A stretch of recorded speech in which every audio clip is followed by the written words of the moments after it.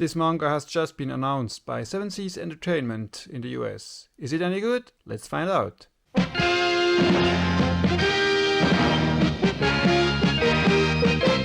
So this manga is called Boku no kokoro no yabai, yatsu, The Dangers in My Heart by Norio Sakurai. Let me quickly read you the announcement by Seven Seas Entertainment. So, Seven Seas Entertainment is delighted to announce the license acquisition of the manga series The Dangers in My Heart by Norio Sakurai.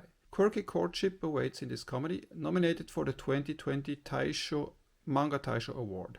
Ichikawa Kyotaro, a boy barely clinging to the bottom rung of his school's social ladder, secretly believes he's a tortured lead in some psychological thriller. He spends his days dreaming up ways to disrupt his classmates' peaceful lives and pinning after Anna Yamada, the class idol. But Kyotaro's not nearly the troubled teen he pretends to be, and it turns out Anna's a bit odd herself. So Seven Seas will publish the manga for the first time in North America, in print and on digital platforms, in single volume editions, and volume 1 will be released in July 2021 for around $13. Now the question is this manga any good?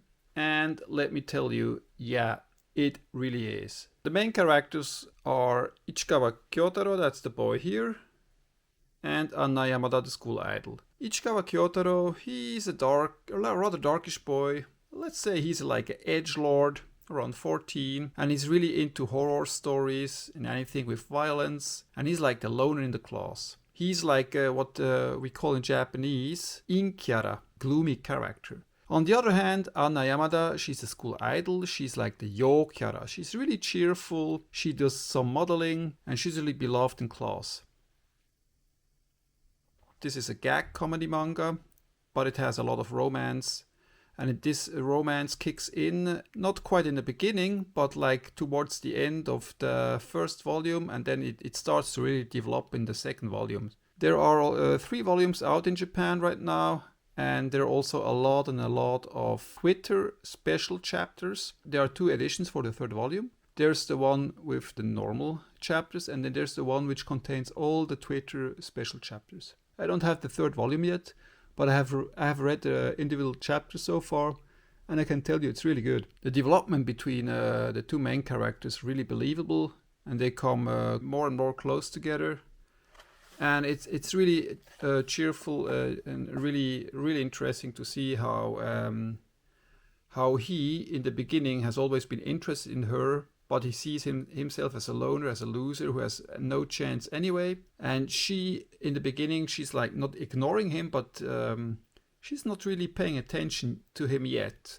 That changes in the 2nd volume, and then they become closer and closer, and you can really tell they start to get into a relationship. They're basically a couple by now. He doesn't really want to accept that yet, because he's really shy and really gloomy. And she gets more and more like what would you say, aggressive. It's really fun to read. It's a fun read, and it's also really well drawn. The drawings are cute, are well made,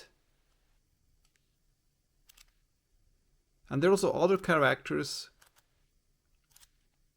but they are not so important yet. Oh, that's the famous elevator scene, stuck in an elevator. Yeah. And what I also like about this manga is that the characters, they are rather realistic in manga standards. They're rather realistic for middle schoolers. So the way they talk with a lot of slang, abbreviations. They're rather believable for middle schoolers. In my opinion, if you're looking for a fun romance manga with a lot of gags and believable leads, adorable leads, have a look for this one. You will be in a treat next July. Trust me. That's it. Over and out. 風の吐息髪を密かに揺らしている